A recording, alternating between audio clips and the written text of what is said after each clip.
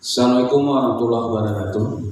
Puji syukur kepada Allah Subhanahu wa taala yang mana telah memberi kita kesehatan, kesempatan untuk hadir di ruangan ini. Selawat dan salam kita pada junjungan kita Nabi besar Muhammad SAW. Bapak Ibu sekalian yang saya hormati, para kepala bidang, para seksi, Bapak Ibu yang hadir di ruangan ini. Hari ini sebagaimana jadwal yang telah kita terima undangannya, kita coba membahas masalah naskah akademik untuk rancangan kanun Aceh tentang ketertiban umum dan ketentapan masyarakat serta pelindungan masyarakat. Saya rasa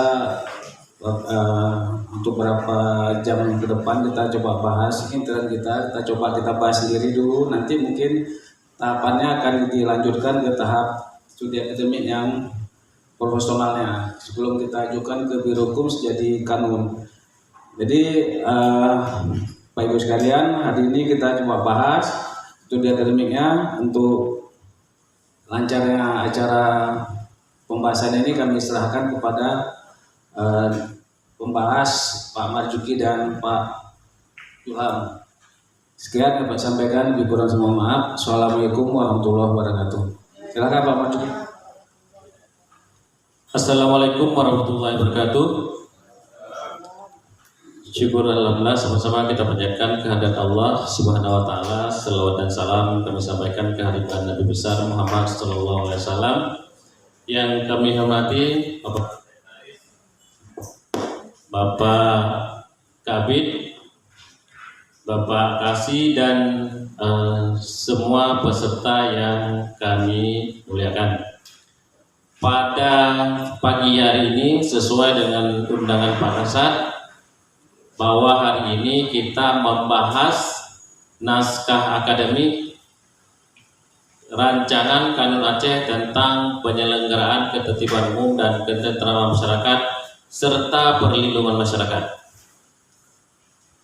Bapak Ibu sekalian, sedikit informasi yang dapat kami sampaikan yang bahwa sebenarnya rencana pembuatan naskah akademik kanun Tibum Tranmas itu sebenarnya sudah kita canangkan di tahun 2019. Namun dikarenakan satu dan lain hal, pertama terkait anggaran dan sebagainya, sehingga pada tahun ini baru ada pembuatan naskah akademik rancangan kanun penyelenggaraan Tibum Tranmas dan perlindungan masyarakat.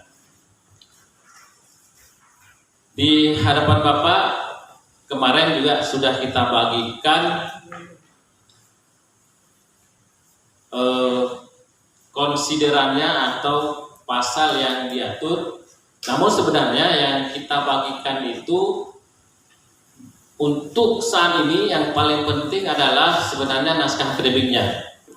Setelah kami berkonsultasi dengan Biro Hukum, terakhir kami konsultasi kemarin pada saat pembahasan perubahan rancangan kanun dan jinayat, yang bahwa beliau menyatakan, Junedi dan Dextro menyatakan kalau bisa dalam minggu ini naskah akademik ini sudah dikirim ke Biro Hukum untuk dijadikan sebagai prolega di tahun 2023. Dan kita targetkan di tahun 2023 kita masuk prioritas prolega untuk pembahasan kanun Tibum Tranmas dan perlindungan masyarakat. Salah satu syarat untuk masuk ke dalam prolega itu adalah ada dokumen naskah akademik. Namun ternyata setelah kami diskusi, ternyata saat ini aturan baru penyusunan naskah akademik itu tidak mesti harus pihak ketiga, tidak mesti harus kampus. Yang penting di dalamnya ada keterlibatan mereka. Dalam FGD kita ikutkan mereka, kemudian dalam penyusunan boleh kita ikutkan mereka. tidak mesti seperti tahun 2009 dulu kita harus kontrak mereka untuk menyusun ini. Dan ini sudah cukup. Kemudian dari Biro Hukum menyampaikan kita coba membahas naskah akademik. Kebetulan memang ada dalam anggaran tahun ini. Kita akan bahas, walaupun memang kalau kita bahas satu persatu ini tidak cukup waktu. Kalau saya lihat di sini dia sampai dengan halaman tanda tangan ada 137 halaman. Tapi sebenarnya kita tidak perlu bahas item biar terkait dengan kajian-kajian yuridis, kajian filosofis, kajian historis, itu biar saya sama Pak Julham yang membahasnya. Namun yang paling penting adalah terhadap konsideran ini, mohon Bapak Ibu masukkan semuanya. Nanti tinggal konsideran ini kami sesuaikan dalam naskah akademik. Contoh, kita kalau mau bahas terkait dengan ruang lingkup, setiap membangun kanun, setiap membentuk kanun, itu yang perlu kita bahas pertama organ itu adalah ruang lingkup, karena ruang lingkup itu menentukan frase dan pasal-pasal di bawahnya akan kita atur. Kalau saya melihat di sini ruang lingkup itu sampai dengan M, mulai dari A sampai dengan M. Nah, oleh karenanya nanti silakan teman-teman di dalam ini diatur terutama terkait dengan kewenangan penyelenggaraan Tibum Tranmas, kemudian termasuk pembinaan dan pengawasan sampai dengan sistem informasi sampai dengan sanksi. Untuk lebih cepat, Bapak Ibu sekalian, kami terima yang sudah ada catatan ini kami kembalikan lagi. Boleh dikembalikan kami untuk saran untuk lebih mempercepat. Namun demikian, kami juga akan sedikit membahas naskah akademiknya, karena salah satu dasar kita susun konsideran adalah dari naskah akademik. Kalau di dalam naskah akademik tidak ada, maka di dalam konsideran juga tidak boleh muncul. Artinya, kalaupun nanti Bapak Ibu yang menyarankan di konsideran atau mengedit di konsideran, kami akan sesuaikan dengan dengan naskah akademiknya, dokumen naskah akademik.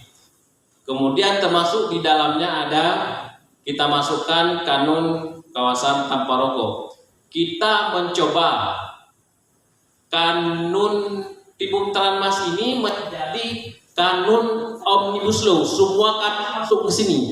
Jadi kita nanti silakan sarankan teman-teman, semua kanun yang ada kanun Aceh yang diatur di dalam kanun sektoral ini kita masukkan kemari.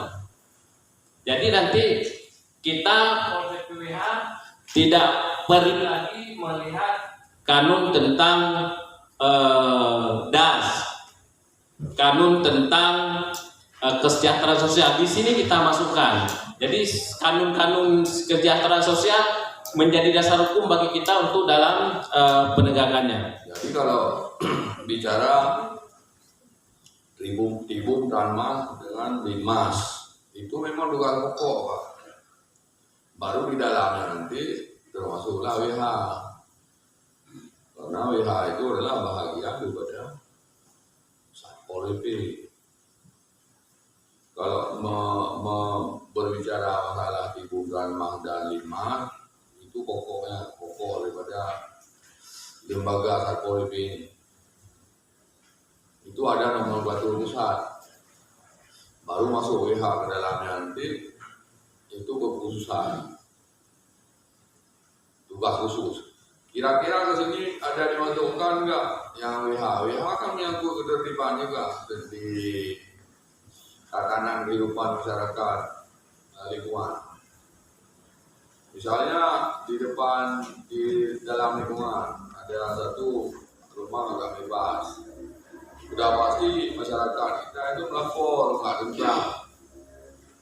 Yang dilapor bukan tentang hukum wilayah, tidak tentramnya masyarakat. Jadi masuk ke unsur yang berkaitan dengan WH. Jadi fungsi WH masuk juga ke sini.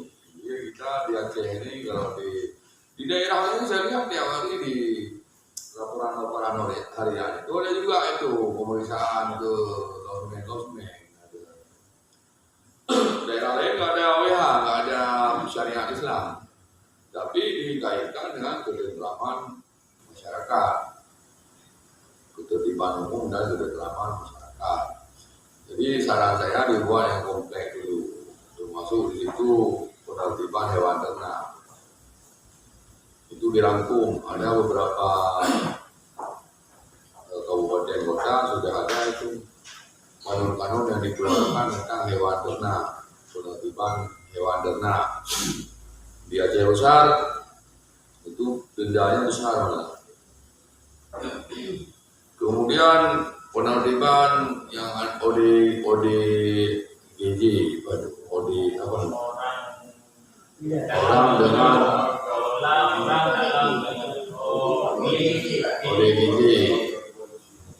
ODGJ di itu juga termasuk yang gepeng anak pang, bencong di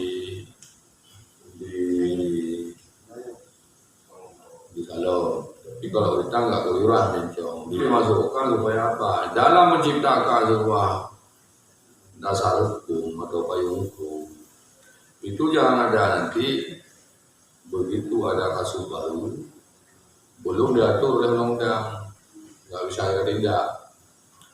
Jadi diinventarisir dulu, ini terlepas daripada rasanya jadi adopsi daripada ketentuan nasional. Saya pernah dulu sampai stres ya buat undang-undang berkata sendiri. Akhirnya apa? Nggak sanggup kita adopsi dari undang-undang berkata. Karena di Timbung Ranmas itu apa? Ya nanti begitu kejadian dalam masyarakat diambil nggak bisa ditindak. Di hukum wilayah sendiri tentang syiar Islam itu kan nggak bisa ditindak, nggak bisa diangkat hukum dengan himbauan. Orang pakai celana pendek, kalau macam itu nggak bisa dihukum karena memang tidak diatur dalam hukum wilayah. Masuk ke syiar Islam. Nah kalau udah ada kanun, nah yang penting dalam kanun itu ada substansinya, kemudian ada sanksi, itu dia. Ada ketentuan, ada pelanggaran, ada sanksi. Biasanya sanksinya itu di bab terakhir setelah uraian, cuma yang biasa kan nggak tahu dia buat definisinya segala macam. Sepakat dengan yang pertama, sepakat dengan saran Bapak Kasat. Sepakat dengan saran Bapak Kasat. Kita siapkan rakan ini, rancangan kanun kita arahkan ini sebaik mungkin supaya tidak terlalu sebaik mungkin. Artinya nanti kita tidak terlalu capek nanti di DPRA. Sebelum kita bahas bersama tenaga ahli,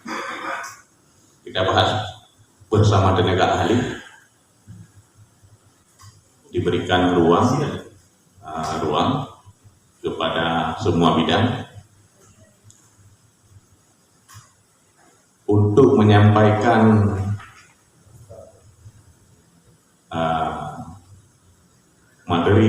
materi kanun, untuk menyampaikan materi rakan. Kemudian tadi dibahas mengenai nomenklatur tadi juga Pak Kasat sudah sampaikan, kita ini induknya itu Satpol. Satpol, di dalam Satpol itu ada WH, ada Linmas. Nah, ini juga perlu ketegasan karena memang kalau itu panduannya cukup Satpol kita sebut di dalam ini nanti di Satpol adalah bagian dari polisi Pamong Praja, Garing Wali Wilayatul Hisbah, Garing Linmas. Cukup.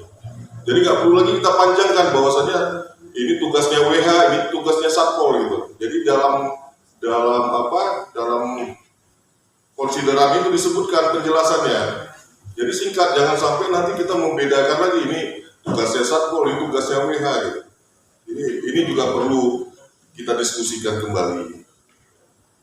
Selanjutnya mengenai fatwa. Fatwa MPU itu tidak ada harga. Ya, tidak ada harga. Kenapa? Tidak ada yang melakukan pengawasan, tidak ada yang melakukan penindakan. Jadi MPU silakan saja membuat fatwa ini, fatwa itu, nggak ada yang mengawasi, tidak ada yang mendekatkan, tidak ada. Nah ini juga, apakah Satpol bisa masuk ke ranah itu, ya kan? Karena seperti sekarang ini kemarin ada konser musik, karena sampai saat ini di beberapa ulama saling-saling ini berbeda pendapat. Tidak ada yang mengatakan di dalam hadis dan sabda Rasulullah, tidak ada yang mengatakan dalam hadis dan Quran itu haram gitu jelas-jelas. Karena ini masih berbenturan.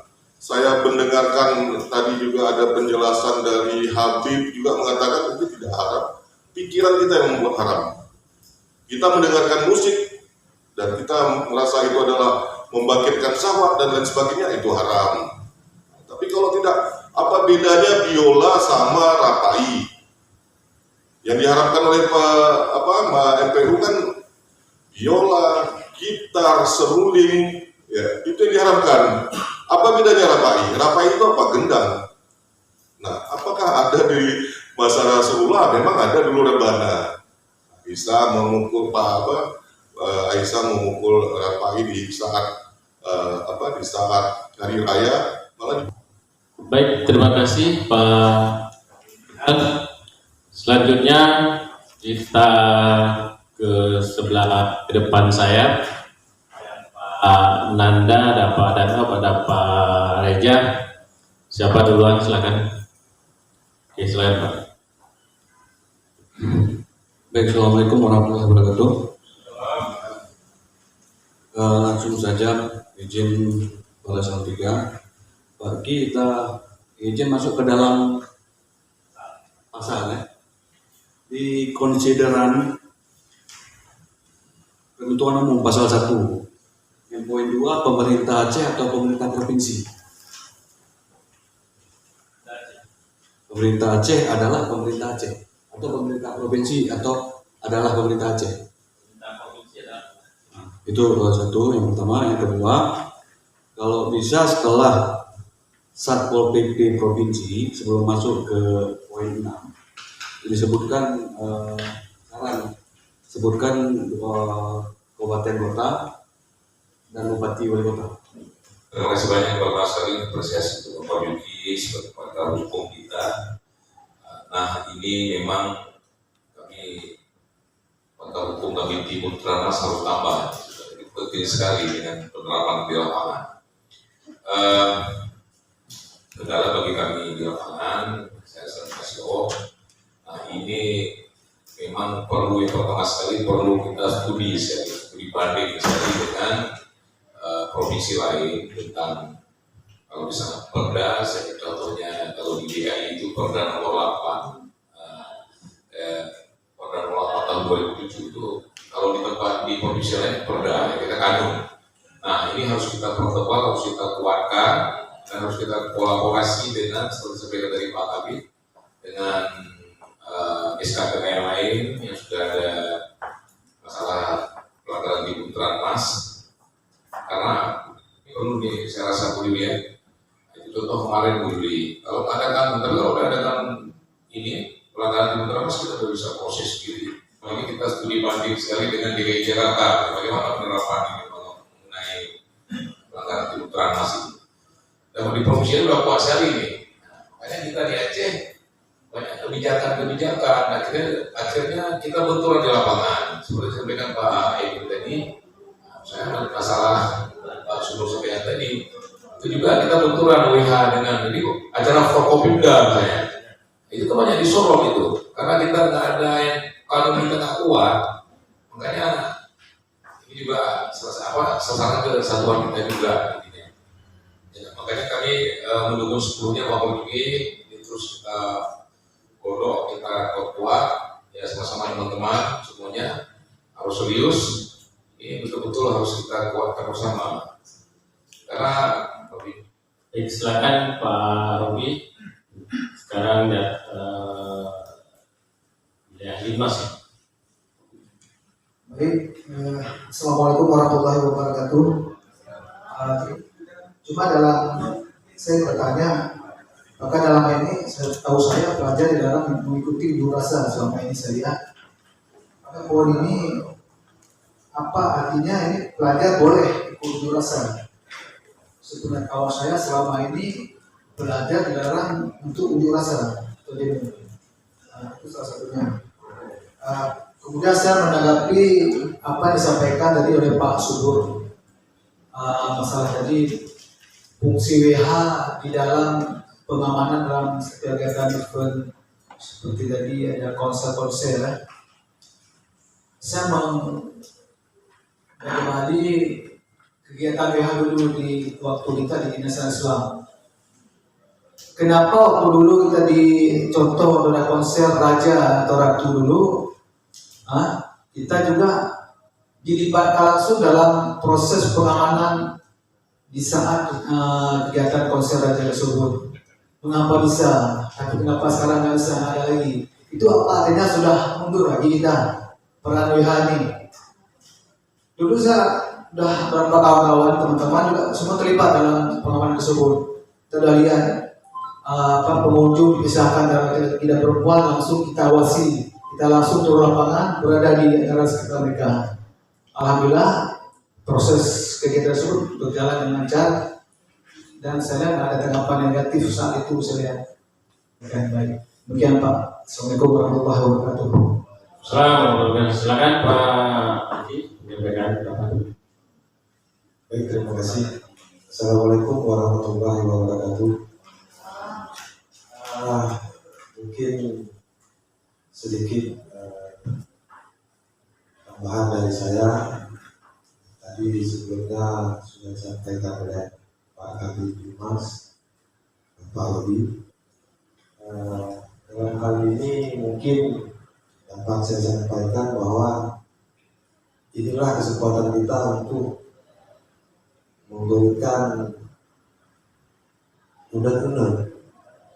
Ibaratnya dalam hal penyusunan kanun ini tempat kita mengadu, tempat kita sharing, tempat kita tuangkan apa yang dapat kita lakukan selama ini dan apa yang menjadi kelemahan-kelemahan lembaga kita selama ini. Mungkin karena sebelumnya belum ada aturan yang kuat sehingga kita lemah seperti hal yang disampaikan oleh Pak Menteri.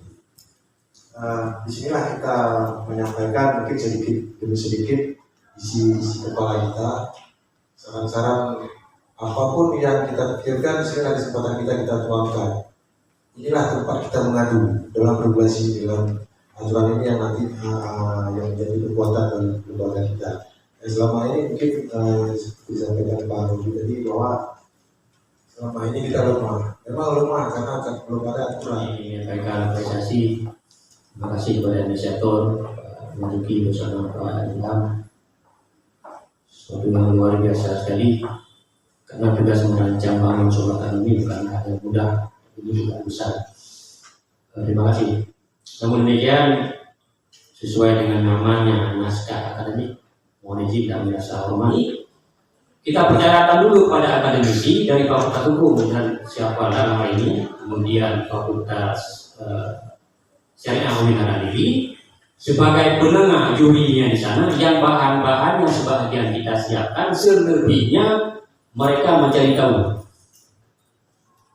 Oh, ini ada kaitannya dengan setelah ditangkap warga, kemudian diserahkan ke kita, kemudian ada pembinaan di dinas sosial, lalu apa peran dinas sosial? Itu mereka yang akan mencari tahu. Kemudian dalam hal izin, misalnya pengamanan, ini harus ada izin DPU, kemudian izin keramaian ada di kepolisian misalnya. Lalu kembali disampaikan oleh Pak Kabid tadi. Lalu apa aturan hal itu? Kalau saya satu kata yang membedakan. Kalau pengamanan keramaian ada di polisi, pengawasan syariat Islamnya ada di WH. Itu aja. Suku katanya pengamanan, polisi ranahnya. Giliran pengawasan syariat Islam ada di WH. Oleh sebab itu tidak mengira secara hormat. Saya melihat judul rancangan Kanun Aceh tentang Ketertiban Umum dan Tata Masyarakat serta Perlindungan Masyarakat. Terpikir oleh saya kalau ini nomenklaturnya Ketertiban Umum dan Tata Masyarakat, ini lebih pada fungsi tugas di Bukrama, Mas. Dalam pikiran saya, judulnya ini kita sebut saja. Ini mohon maaf, saya tidak ahli di bagian hukum. Rancangan Kanun tentang Satpol PP, WH dan Limas. Jadi Pol PP ada fungsi tugas ketertiban umum dan keamanan masyarakat, WH ada pengawasan syariat Islamnya, dan perlindungan masyarakat yang mampu fungsi tugas Limas secara umum. Jadi sejarah nomenklatur yang sudah ditawarkan berdasarkan Kanun 13 2016 tentang pembentukan dan susunan perangkat Aceh yang di depan kita ini Satpol PP dan WH. Jadi tidak hilang nomenklatur WH-nya. Sehingga kembali disampaikan Pak Robi, jadi tidak mengecilkan. Justru kita munculkan langsung di kanunnya. Kanun Satpol PP, WH dan Limas. Yang di dalamnya ada fungsi ketertiban umum dan masyarakat, ranahnya tertib, pengawasan syariat Islam, ranahnya Legispa, kemudian perlindungan masyarakat berikut dengan regulasi-regulasi di bawahnya. Ya, mungkin itu dari saya. Mohon maaf, terima kasih. Assalamualaikum warahmatullahi wabarakatuh. Waalaikumsalam warahmatullahi wabarakatuh. Sebenarnya draft ini kan sudah, kalau saya bilang bisa kita anggap draft mentah sebenarnya. Jadi walaupun sudah tercetak sampai 145 halaman, tetapi ini masih mentah kalau anggapan saya. Ini masih skripsi Ilham sama saya nih. Tinggal para pembimbing ini semua nih. Jadi saya anggap ini pembimbing semua kita agar skripsi ini bisa bagus. Nah, seperti saran-saran yang disampaikan oleh Pak Anas dan lain sebagainya terkait keterlibatan akademisi, baik akademisi yang sifatnya teknis maupun akademisi kampus. Nah, itu kita akan bicarakan selanjutnya. Karena kenapa? Memang tidak ada anggaran khusus untuk akademisi. Tapi kanun harus jalan. Akademisi, saya siap undang akademisi tanpa anggaran, tapi intinya memang ya kita paling kurang jadi narasumber di mana gitu. Kita bahas ini kan nanti seperti kegiatan Tibum Tranmas Rakor. Kita undang akademisi yang kita bahas ini. Jadi nanti andil akademisi itu dalam rakor, mereka dari narasumber, ini pun bisa dianggap akademisi memiliki peran dalam penyusunan ini. Jadi seperti itu, Pak. Oke, Pak Sidi. Jadi menunjukkan di berarti ini ada rapat selanjutnya ya. Jadi kanun rumah kos, tata tertib rumah kos, bagaimana rumah kos itu, karena itu juga bagian dari pekerjaan kita. Kalau bisa itu dua itu sangat penting dan sangat perlu kalau bisa dimasukkan ya di PLM gitu. Itu kayaknya perlu kita lihat kembali agar tidak bertentangan dengan peraturan perundang-undangan. Ini juga sepertinya kan agak bertabur. Nanti Pak Ki mungkin bisa pilah-pilahkan yang Trantibum, yang Linmas.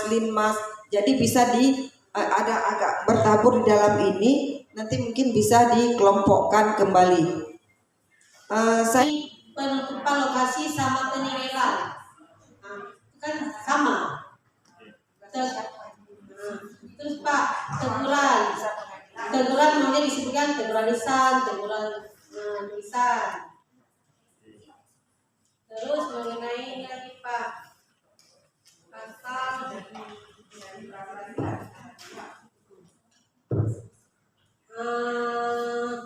paragraf 8 masalah tertib kesehatan. Pasal 53 di sini kan mengenai menyelenggarakan dan atau melakukan praktek pengobatan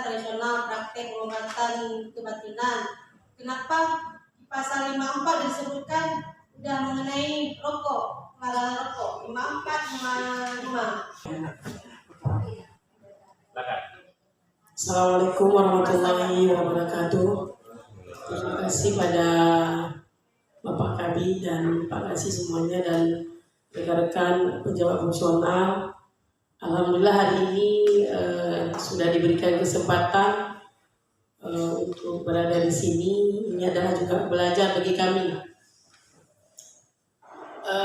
Mungkin mengenai tentang ragam kami ini, saya bukan ahli hukum, tapi ahli mengajar.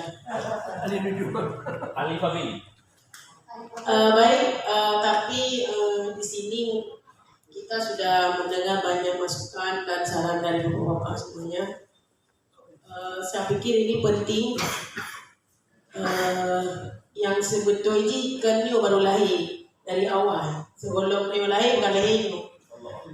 Sekarang lama sekali dikandung sampai sudah belasan tahun baru juga lahir. Jadi semoga dengan lamanya ini dikandung akan lahir dan menjadi anak yang baik, yang soleh nantinya dan bermanfaat bagi bangsa dan negara. Mungkin itu satu yang saya di benak saya melihat bahwa ketika sudah berbicara tentang Satpol PP dan WAC sudah tergambar di dalamnya adalah upaya apapun harus dilakukan agar ketertiban dan ketentraman masyarakat itu terjaga, itu ada. Artinya begini, di kita mungkin WH dia ada ranah sendiri pengawasan syariah, tetapi tetap dia berpulang kepada induknya, rumahnya Tibum Tranmas, tetap muaranya ke sana. Apapun yang kita lakukan, baik dia di penegakan, di Linmas, muaranya tetap di Tibum Tranmas, Hanai Plowalain katanya, tetap ke situ. Nah di sini saya pikir dalam ranah kita di lapangan mungkin banyak kejadian-kejadian yang sudah kita alami sudah belasan tahun, tapi tidak ada tinju kembali di lapangan. Saya pikir di sini kita hanya di lapangan tanpa ada evaluasi sama sekali. Padahal setiap kita ada giat itu ada evaluasi apa fungsi kita turun, kendala apa, sehingga di dalam ini kan bisa kita tuangkan. Nah di sini karena kita tidak pernah melakukan hal yang seperti itu, makanya meraba-raba anak-anak lain kan uji. Jadi mungkin itu salah satu juga ke depan bagi kita. Artinya setiap ada giat ada progresnya apa. Pengdung kabeh liar hasil untuk begaduh. Nah sebab dalam artinya begini, kita buat acara begaduh kali juga. Asal kali HBP kali Pak Sekretaris, mungkin dalam minggu depan kita akan duduk lagi, kita akan pertebal lagi atau kita pertajam lagi kalau kata Danok. Untuk itu Pak Zulham akan memberikan klarifikasi sehingga pada tahun ini baru ada teman naskah akademik rancangan tahunnya setelah kegiatan ini dilakukan dan perlindungan. Bapak para kabin yang berhadir serta seluruh Kasubag dan Kasih yang berhadir serta seluruh staf yang berhadir. Baik, langsung saja. Terima kasih pertama sekali kami ucapkan kepada seluruh teman-teman dan juga seluruh para pejabat yang berhadir yang telah memberikan sumbang saran sangat banyak terkait tentang penyusunan rancangan naskah akademik yang akan kita buat nantinya. Jadi saya pertegas dulu bahwasanya kita duduk hari ini masih pada tahap merancang naskah akademik. Semestinya ini bicara normatifnya, kita sebenarnya baca seluruh dokumen yang tebal ini sebenarnya. Tapi saya yakin dan percaya, jadi kawan-kawan kalau dikasih pun pasti nggak baca. Kenapa? Kita memang tidak semua lagi untuk menerjemahkan deskripsi ini secara mendalam sebenarnya. Nah, jadi kita duduk kemarin dengan beberapa tim kecil. Jadi begini saja. Jadi kita bilang kita coba kasih saja konsideran yang ada bersifat tabulasi biar lebih fokus nanti peserta rapat melihat di mana kekurangan.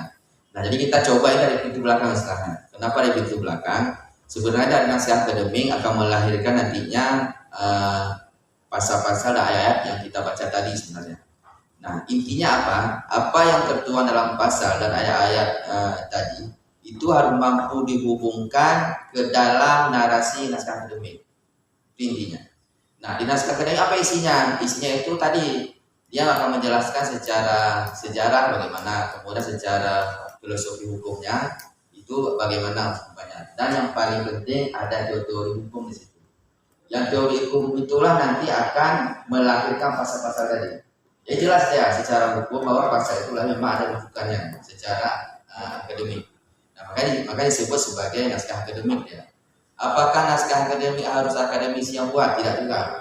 Jadi terakhir kita merujuk kepada Undang-Undang 13 tahun 2002 tentang pembentukan perundangan. Ini perubahan kedua ya, Undang-Undang 12 tahun 2011. Jadi di aturan terbaru itu yang perubahannya menyebutkan boleh itu naskah akademik itu disampingkan apabila sebagaimana Pak Ijlas tadi itu merupakan perintah langsung dari undang-undang di atasnya. Kalau misalnya Permendagri 26 tadi sudah langsung merujuk itu diatur setelah berikutnya dengan peraturan daerah, artinya tanpa naskah akademik tidak boleh sebenarnya. Cuman kita kurang kuat apanya nanti? Kalau ada misalnya LBH misalnya yang coba untuk melawan kanunnya lahir, kita itu agak susah mencari rujukan secara teori dan filsafat hukumnya. Itu yang kita penting kenapa harus ada naskah akademik.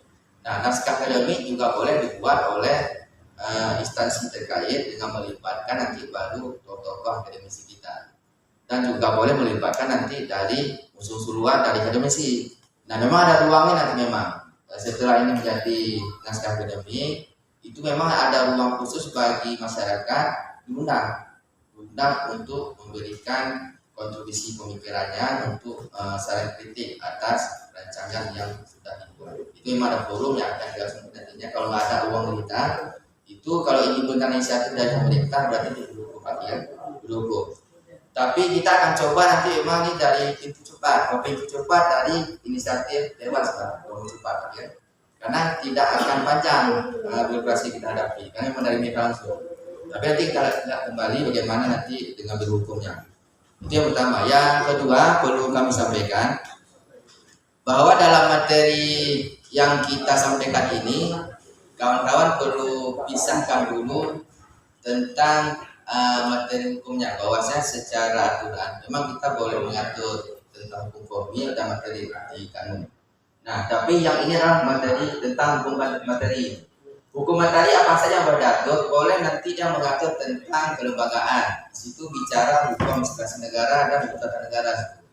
Yang tadi ada pendapat kalau bisa misalnya fungsi WH dimunculkan, fungsi WH juga ada bab khusus. Itu bicara hukum materi tentang administrasi negara atau tata negara. Jadi itu bicara bagi-bagi tupoksi dan tupoksi.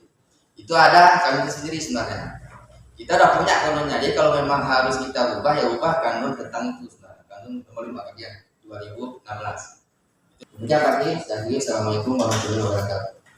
Waalaikumsalam, terima kasih Pak Zulham. Mungkin ini tidak kami berikan kesempatan untuk komentar lagi untuk teman-teman semuanya. Namun untuk ini mohon nanti diisi kembali saran-saran seperti tadi saya lihat ada kabel di Linmas, silakan nanti diserahkan ke kami, ke saya ataupun ke Pak Zulham agar rapat kita efektif. Untuk rapat minggu depan, nah kita akan lihat apa saran-saran dan kita sepakati bersama. Kemudian selanjutnya untuk teman-teman semuanya, kenapa dalam kajian yuridis kita masukkan terkait dengan kanun 11 kanun Perda nomor 5 tahun 2000 dan kanun 11 2002 biar ada payung hukum kita atur terkait dengan syariat Islam. Jadi disitulah nanti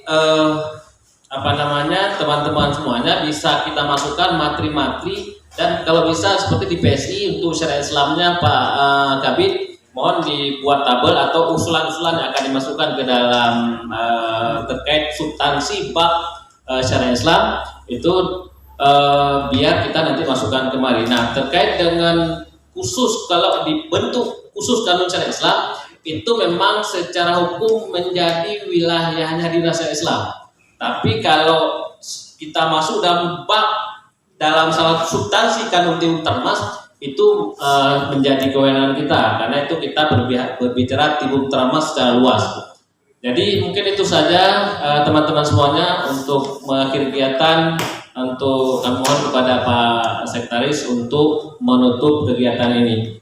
Dan alhamdulillah sudah tersedia makanan, walaupun sebenarnya tidak ada anggaran khusus nih kegiatan ini, tapi ini dari kebijakan sekretariat dalam kegiatan ini. Terima kasih. Mohon maaf apabila ada kekurangan dan kesalahan. Assalamualaikum warahmatullahi wabarakatuh.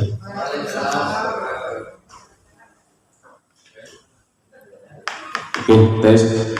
Terima kasih Pak Marzuki dan Pak Julham, tim pembahas, teman-teman sekalian, para kepala bidang, kepala seksi, dan staf yang telah ikut berpartisipasi dari tadi kita jam 9 lebih sampai malah di siang ini. Saya rasa pembahasan ini tidak hanya sampai di sini, mungkin tim akan menyusun kembali masukan-masukan kita dari bidang-bidang, dan kita akan ada pertemuan selanjutnya yang memasukkan saran kita. Jadi saya rasa untuk acara pertemuan hari ini kita sudahi sampai sini. Mudah-mudahan apa yang kita bicarakan hari ini bisa jadi masukan untuk tim pembahas. Kami selaku pimpinan mengucapkan terima kasih kepada semua teman-teman sekalian yang sudah berpartisipasi. Mudah-mudahan kanun kita ini akan jadi yang terbaik dan yang terbaik. Sekian, wabillahi taufiq wal hidayah. Assalamualaikum warahmatullahi wabarakatuh.